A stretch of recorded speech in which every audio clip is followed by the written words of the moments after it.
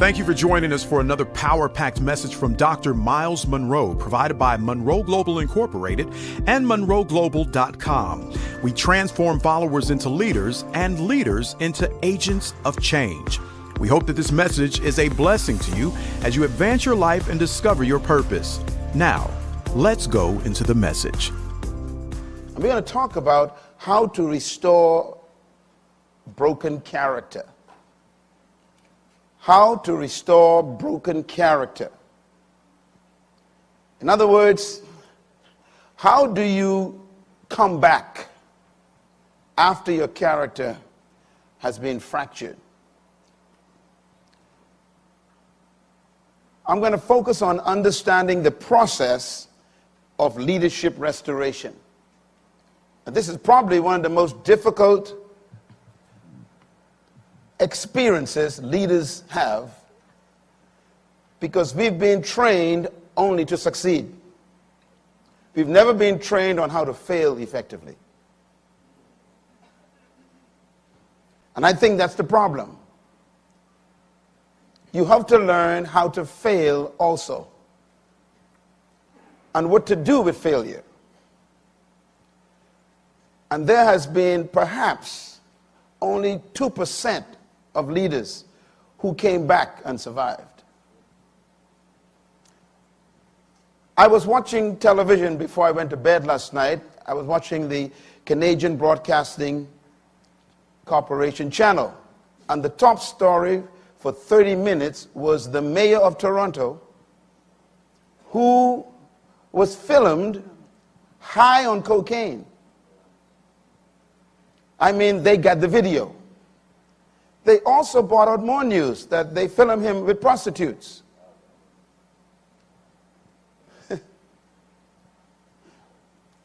They brought him before the Council of Councillors in Toronto yesterday. They grilled him for almost 4 hours. And every single moment of that 4 hours, he refused to submit. His last statement was, no matter what you do, I'm not stepping down. The vote for him to step down was 41-2. He still said, I am not stepping down. They asked him a question. Did you purchase drugs in the last 30 days? He paused for a moment, and then he said, yes. They asked him another question. Do you still hold to zero toleration on drugs and guns? He said, yes. Question, does this apply to you? He said, yes. I'm confused. I'm going to talk to you about a word you need to learn. It's the word disqualified. Write it down. You can be disqualified as a leader. This mayor is disqualified, and he refuses to do the honorable thing. Finally, they asked him a question. Have you told us everything that we should know? He paused for a minute. He said, well, there may be another hanger in my closet. I am convinced he is moved from stupidity, landed on foolishness, and have entered dementation. But it shows you the caliber of leaders we have today. Toronto is one of the most beautiful, powerful cities in the world. And the leader is a drug addict.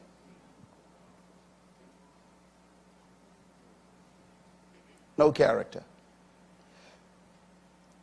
What do you do when you lose it all? I have a chapter in the book. The title of it is How to Fall Up. Because we know how to fall down. I have lost respect for so many ministers in America. And I've also lost respect for those who continue to entertain them. I have disassociated myself with organizations in the United States, even though they wanted me to be used for their promotion. I said to them, because you support those who are disqualified, I don't want to be named among them.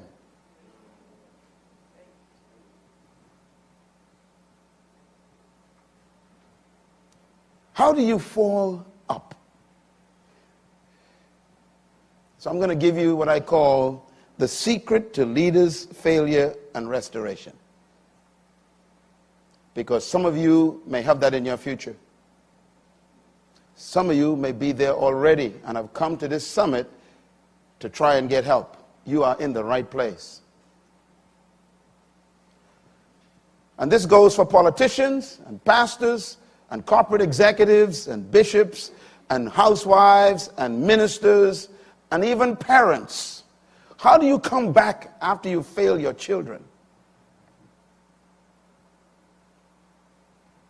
Let's talk about it for a minute. We learned a few things in this summit so far. I'll repeat a couple of them. One, the foundation of leadership is what? Character.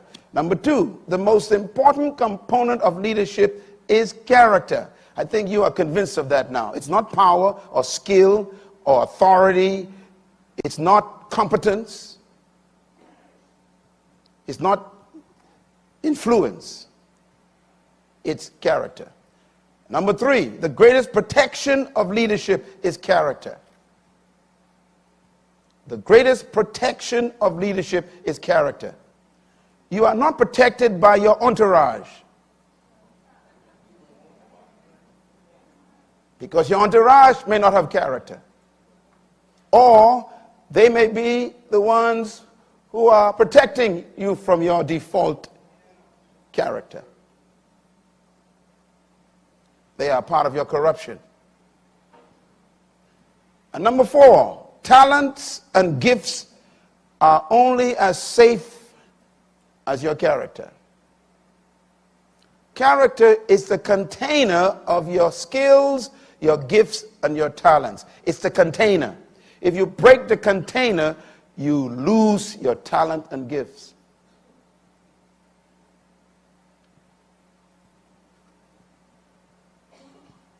I mentioned to you about law yesterday, and I'm going to give you something very quick about law.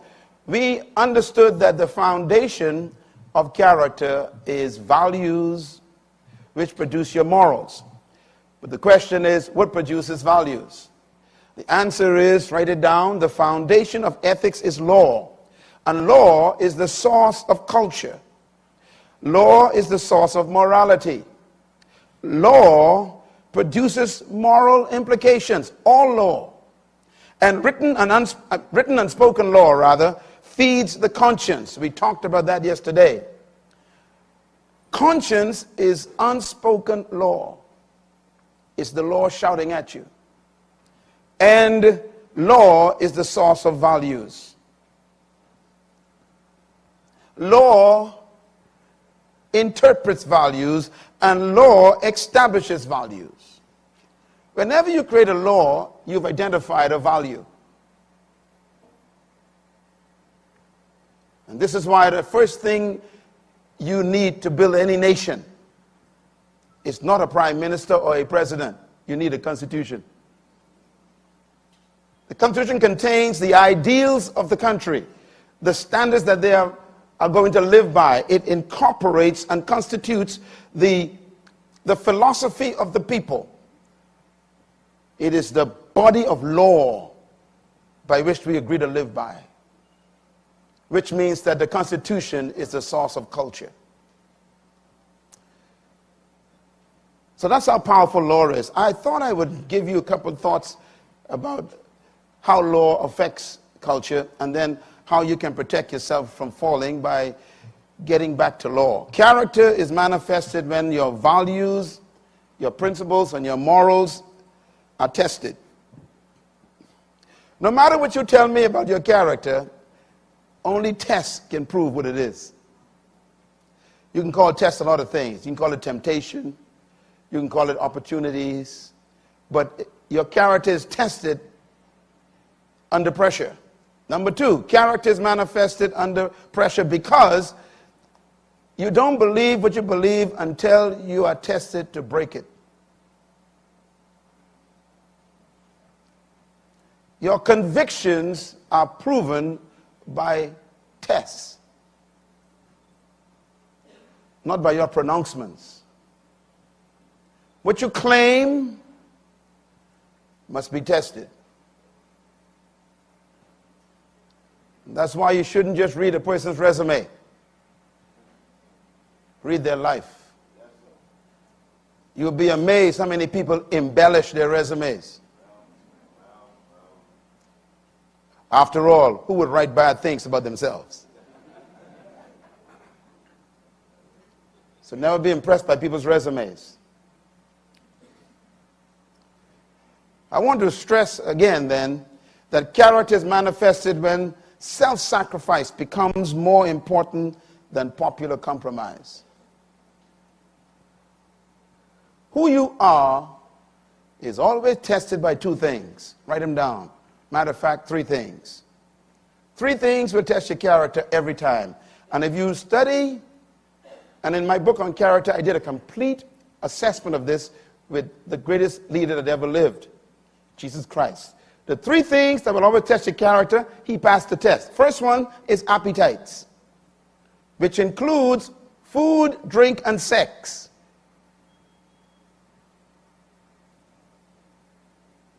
The second test that will manifest your character is the test for fame. And the third one is the test for power. They say if you want to know who a man or woman really is, give them power and money. See what they do with it. Mr. Speaker, please. So it's so important for you to understand that you are going to be tested. Now, I want to ask you to please do something legally. You can take your iPhone and photograph this page, because I won't give you time to write them all, but these are important. I want to just give you a list of what I call the power values. We will read them together. Are you ready? Number one, values are better than rules. Number two, values are more important than rules. Number three, values outlive goals. Number four, values send a message. Number five, values must be identified. Number six, values must be accepted if they're going to work. Number seven, values must be believed. Number eight, your values shape the organization and the nation. Number nine, values are personal, but they are never private. Number 10, values become a culture. Number 11, your values must be shared. Number 12, values attract like values. Number 13, values become social norms. And number 14, values can create or destroy. I just want to comment on number 12. Values attract like values.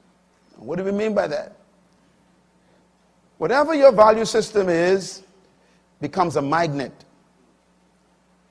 And it attracts people just like those values.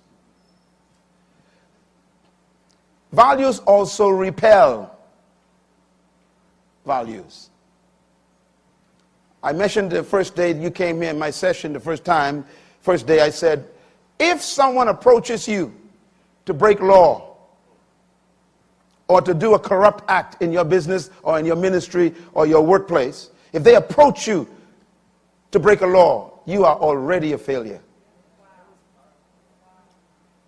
Because somehow in their minds, they believe that you would actually do it. In other words, your values were not loud enough. You should wear your values loudly so that people will even tell other people, don't even bother him. He's not going to go for that. I know the guy. So if evil men approach you to do evil, you are already defective. Your values should speak loud. Let's talk about the values of leadership. Write them down.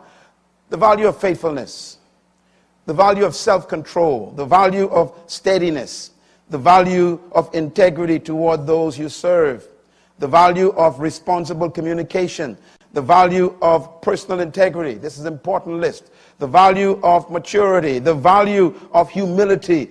These are the values of leaders.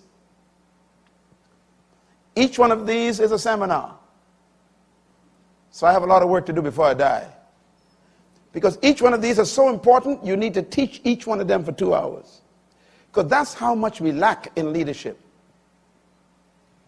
The values that a leader needs to embrace and keep close are so critical to that leader's protection. Now, pardon me for moving too quickly because I want to get to the heart of this in a short time. What is the impact of a leader's failure? What is the impact of a leader's failure? Write this down. Failing in leadership is not as great as failing to deal with that failure effectively. I repeat, failure in leadership is not as great as failing to deal with the failure effectively. Everybody fails in something. Everybody have experienced the disappointment in themselves. Everybody has embarrassed themselves and others. Everybody has done something that have made them feel depressed because their expectations fell below their own standard. That's not the problem. The problem is not the failure. It's how you deal with that failure. And I can say from experience, most leaders I have encountered don't know how to handle failure. I'm going to give you some specific instructions on how to do it. Not just for yourself, but to help other people. Second point, failure in leadership is really the closing of an account of trust. People close the account. When you fail, the people shut down the account. What account? The account of trust. Remember, you cannot pay for trust, pray for trust, or buy trust, nor can you demand it. It is something that people deposit on your account of integrity the more they get to know you. Every time they prove your character, they make a deposit. And you can build up a deposit of trust for 50 years. The only problem is if you violate the account, what took you 50 years to build can be lost in 50 seconds. And that's the tragedy of failure. At least the point number 3. Trust is the currency of leadership. And it is the reason why a leader is successful. It's not your personality, it's not your power, it is not your oratory skills, it's not your ability to influence people, it's not your position, it's not your money or your clout. The key to your leadership is trust. People follow you because they trust you. You violate that, you lose the account. So you are as safe as the account you protect. What are you doing right now that's threatening your account? What are you secretly doing that could cancel your account? The mayor of Toronto, when they first exposed him, the police exposed him, he denied everything. And then the police showed the video. I wonder if there's a video on you. You have no idea how the satellites work anymore.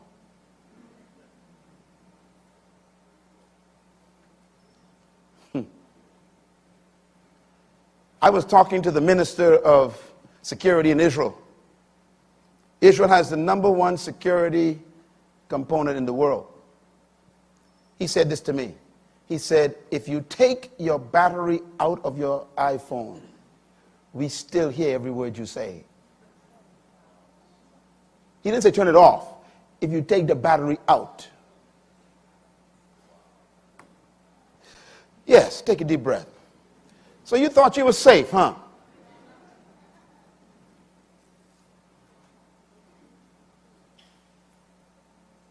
After that moment, I trembled.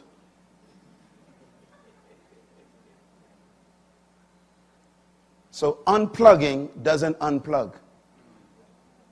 That's my point. So live in a way that you don't care what they hear. Clap.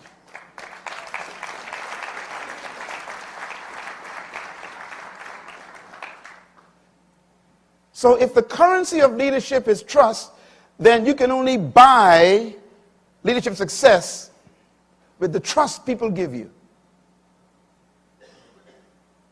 Your #1 goal in life as a leader is to protect the account. We need help, don't we? Let's talk a little bit then about the power of leadership trust. Write this down, very important. It is impossible to lead those who do not trust you, because they will sabotage you. You'll be amazed what they're cooking up when you leave the office. Secondly, trust is a deposit on the leadership account by the followers over a long period of time. I defined trust for you earlier in the seminar. I told you that trust is an equation. The equation is test over time equals trust. Can you write it just like that?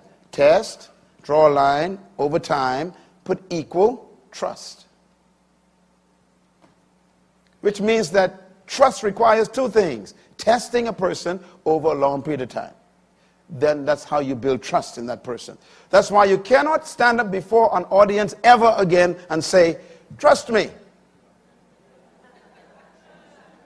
Stop using the term. It's impossible.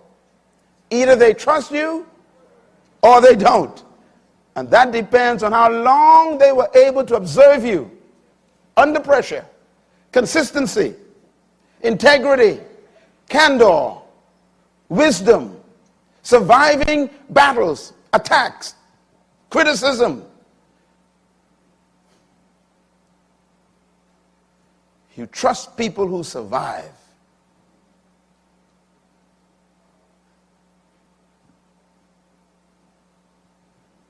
That's why we trust Mr. Nelson Mandela. His name has come up so often throughout the world lately because he is trustworthy. He is worthy of trust because he's kept steady under pressure. His conviction was bigger than their attempts to make him compromise. See this picture? I like this picture. I think we need more leaders in this position. You can interpret this picture many ways. One, fear of failure. Oh God, please, don't let me disappoint the people. Don't let me disappoint my spouse. Don't let me disgrace my children. Cry out. This is my position every day. I'm so afraid. You think it's joy to be up here. You think it is easy for you to shake my hand and tell me how wonderful I've helped you. That's not easy. You're putting pressure on me. You're telling me, don't mess up.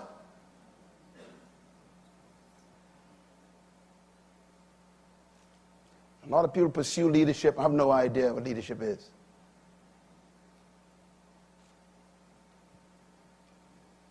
Cry out. Go home and make that your position every day. Every morning you wake up. Every evening you say, oh, please, please, God, don't let me mess up.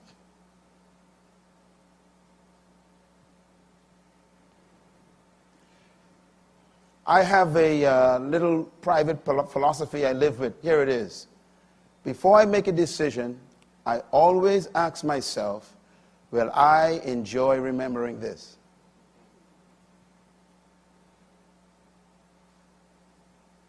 If the answer is no, you don't do it. Leadership. Let's talk about the leadership account one more time. The account of a leader is maintained by the leader's continual faithfulness and protection of that trust. No one maintains the trust account, only you. So hiring an entourage and bodyguards can't help you with trust. As a matter of fact, it's possible that you need bodyguards because you lack trust.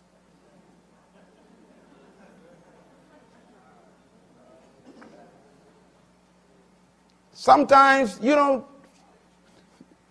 see people with entourage because they are important. It's because they are afraid. Not afraid of you, afraid of themselves.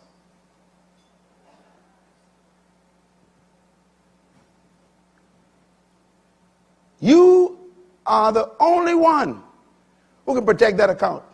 And that account is protected in secret and public, constantly. You got to protect it in the dark when no one's watching. The mayor of Toronto, can I go back to him again? This guy thought no one knew. His account is over. I don't care how much he tries, and he's making the wrong decision. I wish he's watching this right now. Brother, just step down. You are disqualified. Do you know that the American runner who ran the race, the Bahamas came second? A few months ago, the Olympic Committee called our government and said the Bahamas came first. Hang on. They said because they discovered that the American runner took drugs. In other words, the winner lost.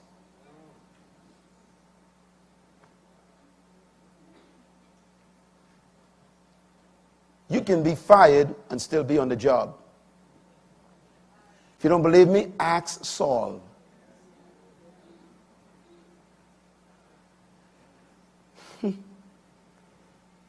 God can fire you and people think you are still hired. He was still going to work and was fired. And the guy who was appointed to take his place was already appointed.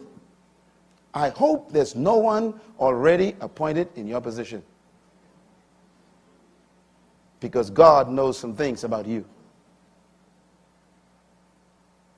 Protect your account. I told you and I warned you, this is a tough session. Because this brings the weight on you to protect your character. Write this down, please. The leader protects the trust account with his integrity or her integrity and their character. You protect that account by your being fixed, predictable, unmovable, set. I will not violate my values. I will not sell my convictions. I got to protect my account.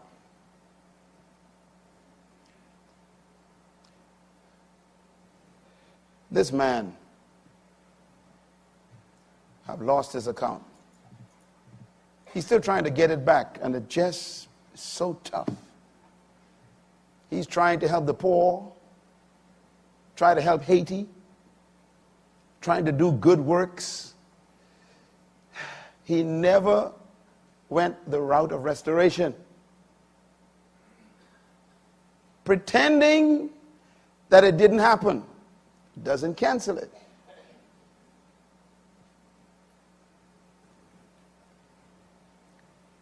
Read out loud, please. Read. Violation of the trust account by a self-imposed destruction of this integrity and character cannot be restored merely by forgiveness. See, I got you. Stop telling people, forgive me. The mayor of Toronto last night repeated it over and again. Okay, yes, I was caught. Forgive me. I want the people of Toronto to forgive me. I want the council to forgive me. I want the Senate to forgive me. Brother, we don't want to forgive you. We want you to leave, they said. Forgiveness is not restoration.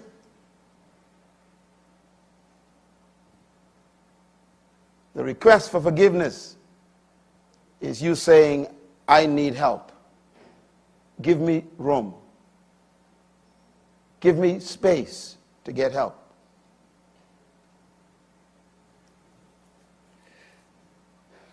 Read this one for me. Go. The followers may forgive the leader immediately, but the trust account will be depleted. Don't confuse forgiveness with the restoration of trust. You know, when you commit adultery in your marriage, you know, you feel all bad about it, remorse, all this good stuff, you know, and you get on your knees, oh, please forgive me, baby, you know, it just was a mistake, you know, and I didn't mean I love you. After all, you're a Christian, you got to forgive, you know, God say forgive, and go through all this stuff. And you finally get your spouse to say, okay, I forgive you. That has nothing to do with the account. Forgiveness is not the restoration of trust. Write it down. Forgiveness is simply me saying, I'm going to give you room to rebuild the account.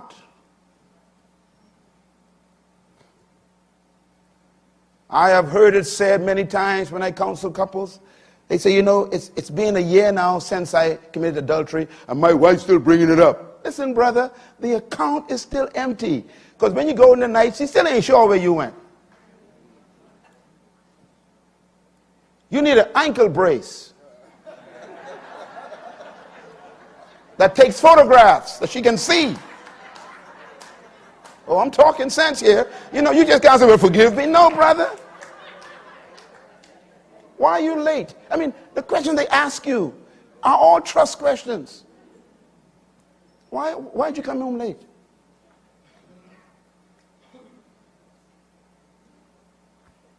Stop blaming people for not trusting you.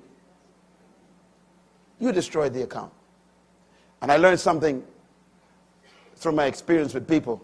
It takes longer to rebuild it than to destroy it. And it takes longer to rebuild it than to build it.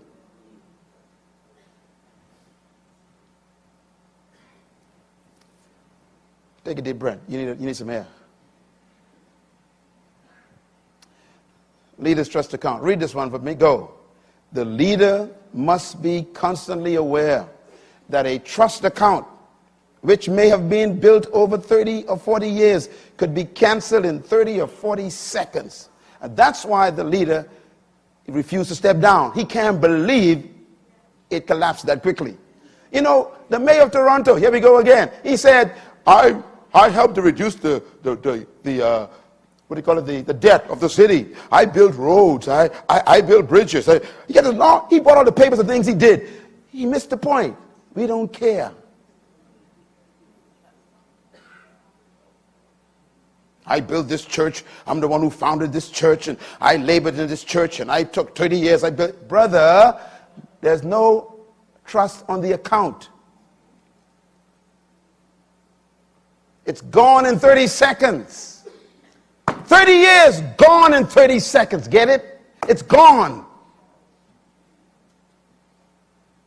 So I warn you on this last day, don't you take a chance with your account.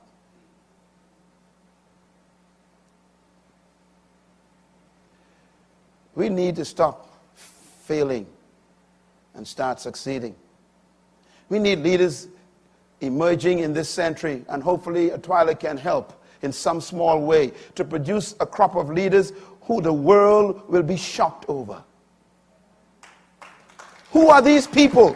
Where did they come from? They are faithful to their spouses. They don't steal. They don't lie. They don't corrupt themselves. They would rather go to prison. They would rather lose friends. They would rather even lose the church for the sake of their convictions. Oh, give us these leaders, oh God.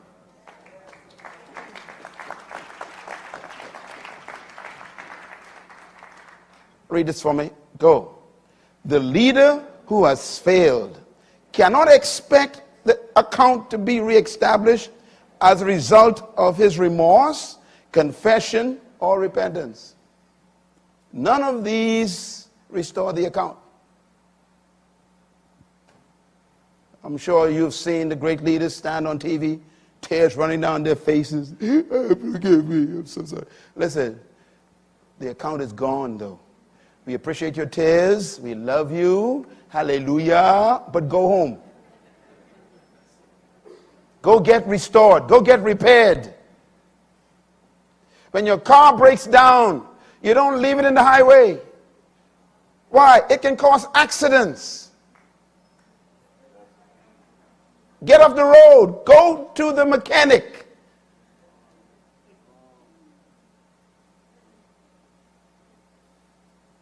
Get out of the pulpit. Get out of the CEO position. Get out of the office. Get out. You're blocking the highway of people who are trying to make a difference.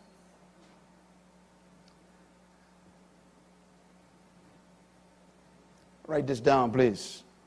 It may take longer to restore the account than it originally took to build it. So protect the account. The work is too hard to restore. So let's talk about falling up before we close. Falling up. How to fail successfully. That's a paradox. How to fail successfully. There's a way to do it. And that's why I have it in the book. Please get that book and buy 10 copies and give it to all your leaders. I'm telling you, so that they can, first of all, you need to put the fear back in them. The first, can I give you a little secret? You want to hear it? I discovered God's first criteria for leadership. The first one. Everywhere God chose a leader, he gave a criteria, a list of them. But the first one was always fear. Did you know that? The first criteria of leadership is fear. He said, choose one who fears God.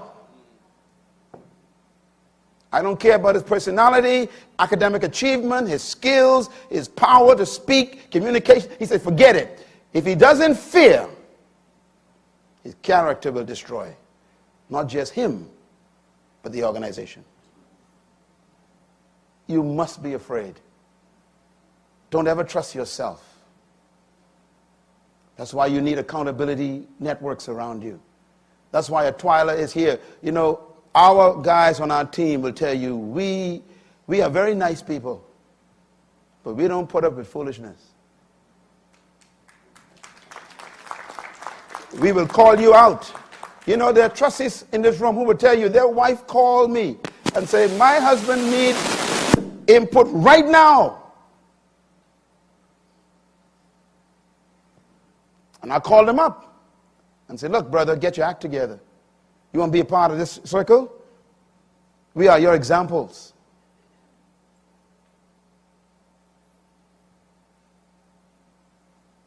The wounds of a friend are faithful.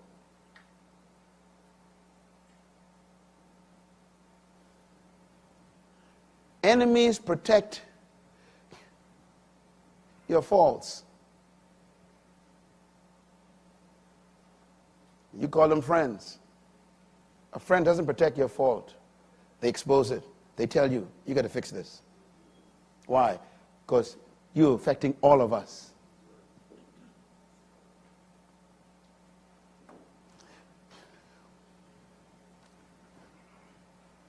When you fail, you close the account. Leaders protect the trust account with their character. Now, I want you to look at this guy. This is the image of someone who has fallen. What do I do? What is the process of getting back? I'm going to give you the list. Write it down. Here's what to do if your character fails. These are the steps you should take. They are fail-proof, but you got to follow them. And they are hard. This is why most of the leaders who fell don't want to do them. But if you follow them, you'll come back stronger than when you fell. What do you do when you fall? Number one, admission of your need for help. That's tough.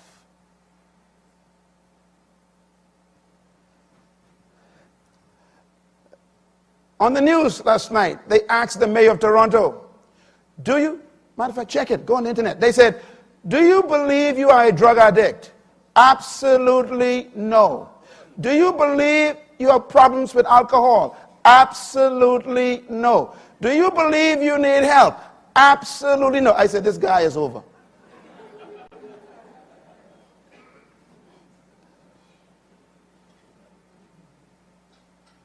I heard such great teaching here this week. I am so inspired.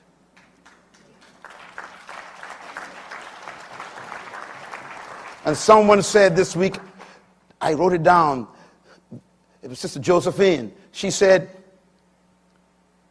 if the person on the ground keeps their hand to themselves, you can't help them. To reach your hand out to somebody who refuse to take it, you can't help them. Restoration does not begin with the restorer. Write that down, man. Stop asking people, why didn't you come help me? This is not about me. I didn't fall.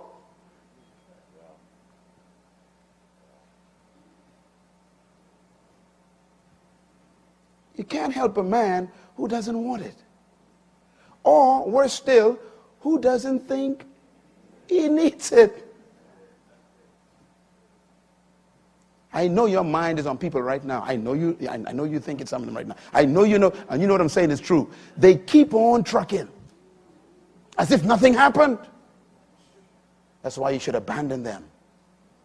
Paul, the apostle, says, leave them. He says, get rid of them. Don't associate with them anymore. He said, leave them. He says, remove them from among your company. Wow, that's tough. Aren't you supposed to love? Yeah, I love you so much to keep you in this organization, to infect it. You are an infection. Number two, confession of your violation of the trust. You must confess that you violated the trust. I learned a lesson that stuck in my head. 1975, I was at Oral Roberts University as missions director. Young guy, and I was responsible for sending the students out. And myself and my colleague, Gary McIntosh, who is a pastor today, we were kind of working together. And the students would put their monies in for the trips every summer, and we were responsible for accounting for those monies. And I made a mistake in the accounting, and the money didn't add up. I was so distraught, I didn't know what to do. And our boss, Leslie worked with me, Leslie there. Our boss was Bob Stamps. He was the chaplain. And I had to report to him, and I said, sir, I don't know what happened. And he just lost it. He said, what do you mean? This is the kids' monies. You are about to put me in problems. And he shouted at me. He said, go and fix it. And I began to explain why I did or what happened. He taught me a lesson. He said, shut up and fix it. And then he said these words, don't ever justify why you did something wrong. That was, that's deep. 1975, I can still hear his voice. He says, if you attempt to justify it, you are not sorry you did it. Why? You are explaining why it happened, which means you justified wrong. There's no justification for wrong. I walked out of his office, went back to my dorm. I cried the whole day. I didn't go to class. I was messed up. That was 75. I am standing here over 30 years later, and it's still in my spirit. He taught me a lesson of integrity. When you fail, don't explain why. That's the point. Just confess it and admit it. Take responsibility for it.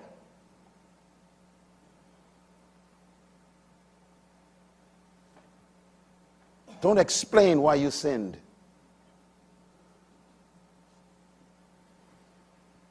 Maybe that's why David came back, David said, God, against you and only you have I sinned. I was born in iniquity, shaped in it. My sins always before me. I have sinned. Restore the bones that are broken. Purge me with hyssop. And he made it public. He wrote it in a book. Would you write your disgrace in a book? No wonder why he came back and died with dignity and gave the world a great son named Solomon. Number 3, you must identify a true and reliable authority in your life to be accountable to. That's tough. We heard that all week. It's tough to find that person. These words are very carefully written. A true and reliable. It's tough to find a true person, genuine and reliable. That means they themselves have a strong character that's been tested. Thirdly, after that, you should completely submit to that authority without condition. Oh boy. Ladies and gentlemen, the authority that I'm talking about is not your friend. I may be friendly to you, but I ain't your friend. If you tell me I'm your authority, I'm not your friend. I'm friendly, but don't get carried away. I will lay into you like a hawk. Don't put no conditions on the submission. There's so many names floating in my head that I know personally. They say things like, yes, I'd like to meet with you, but let's do it next month. I'm like, who fell, me or you? I am available on Thursday. You submit it to me, you find your way, fly, come by boat, train, or fly on a crane. You come here Thursday. You got a problem, not me. Well, I got some appointments to keep, they say. They give me conditions.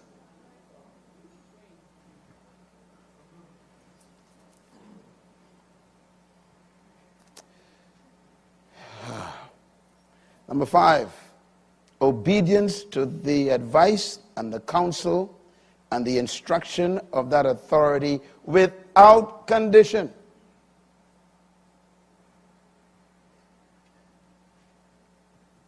This is tough. So that means if they tell you, I want you to step down from your position for a year while we help you be restored, you have to literally go before the organization and say, look, my authority said I must step down for a year. I am going to see you next year. Sometimes they say, you got to sit down for 2 years. Sometimes they say, it's over. Go find yourself another job. The damage is so great that you cannot come back to this specific position. Are you willing to follow instruction to be restored? The next one is even worse. Accept responsibility for all the failure, and you must agree never to attempt to defend yourself or your act of indiscretion. Don't ever stand up after you have fallen and try to explain it to people. I'm giving you something very important here. Because you are disqualified to speak. You lost your authority. So what do you do then if you want the people to understand? It leads to number 8. You must allow the authority to represent you to the greater community. Let them speak on your behalf. Because they still have authority with the people. You know, when Peter messed up, Peter denied Jesus, you remember that? I could imagine the other 11 guys were excited, you know, they finally got Peter. You know, maybe they got a chance to become the favorite. Did you read how Peter was restored? Did you recognize who restored him? When there was a meeting called, the final board meeting, everyone was sure Peter ain't coming to this meeting. And if Peter had shown up, they would have attacked him. They would have attacked him. But it was the skill of the leader. The leader said, tell my students to meet me. And make sure I say, Peter, come. Now, once the authority calls the guy back, it's over. But we like to call ourselves back. We stand there before the people, explain to them, well, you know, yes, I did have some indiscretion. Brother, leave. Everybody's weak, you know. Shut up. You are disqualified from speaking. Everybody got weakness, you know. You are disqualified from speaking. Your safety under failure is your authority. What did I say? Please write this down. When you fall, run for cover. Don't run for explanation. Run for cover. Shut your mouth. You are disqualified. This is why when you go to God, you cannot go in your own name. You are disqualified. So he said, don't ever go to the authority in your name. Your name is no good. Oh, man.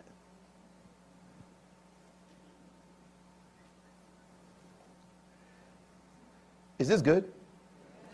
Number 9. Total submission to the discretion of the authority with regard to your readiness to return to public service. Now, this one is important. That means the authority has total control of the discretion as to when it thinks you are ready to come back. This is very dangerous. I've seen people come as well, you know, I went to counseling and, you know, I've been there for 6 months and, you know, and the Lord told me to start again. Shut up, man. You ain't never going to come back. You can't bring yourself back. Say it. Say it loud. No, louder. I can't hear you. Shout it. Don't you ever forget that. You cannot bring yourself back after a fall. The authority have to bring you back. And the authority controls when that happens. That's why people never come back. They just kind of walk back. They're not sent back. When the authority brings you back, then the followers' respect for the authority begins to restore the trust account. Because the followers don't trust you anymore. They trust the authority. You got to rebuild the trust. So they got to trust the person who you trust. So they can start restoring your account. In other words, the followers think, if he trusts him again, then we will begin to trust him again. Remember, you can't demand trust. All right, last one. Permanent establishment of a relationship with the authority for ongoing accountability is necessary. That means never again, for the rest of your life, will you be without accountability again.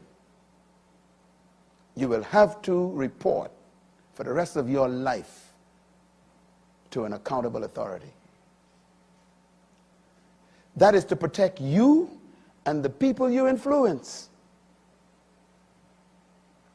That's how you come back. When people don't trust you anymore, they trust the ones you trust. And as long as the ones you trust you, they will put trust in you.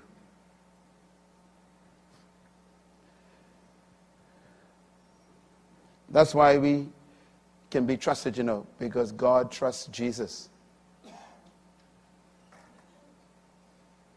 He doesn't even want to know your name because it might remind him of your past life. So he said, keep using my son's name for the rest of your life.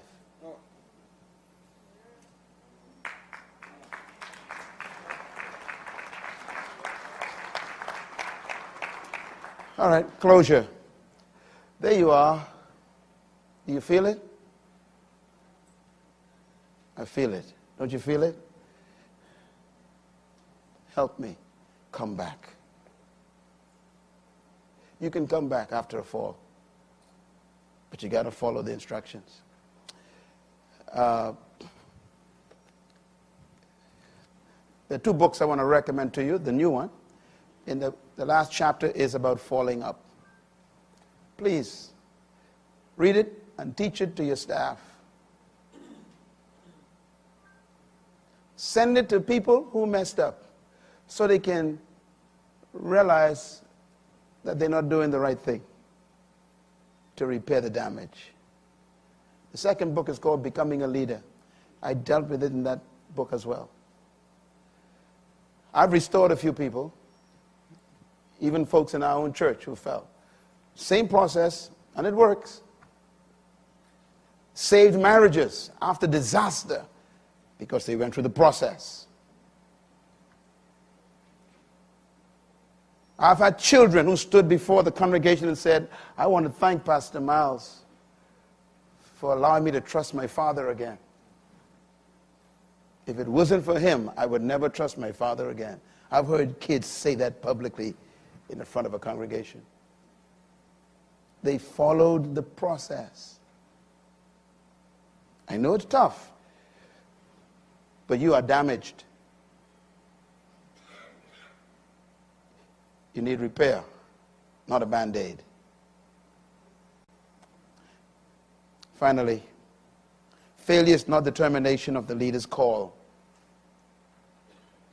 That's good news, eh? Failure is not determination of your assignment or even your gifts. You still have your gifts. Your talents don't leave you in a failure. Failure must be seen as a detour. It's an interruption in your life. It's even an attempt to cancel destiny. You can get back on course. Your destiny is not canceled by failure. It's canceled by your inability to deal with failure effectively.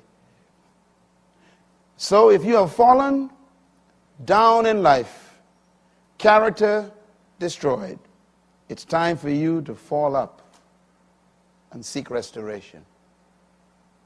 And this is why we are here at this summit.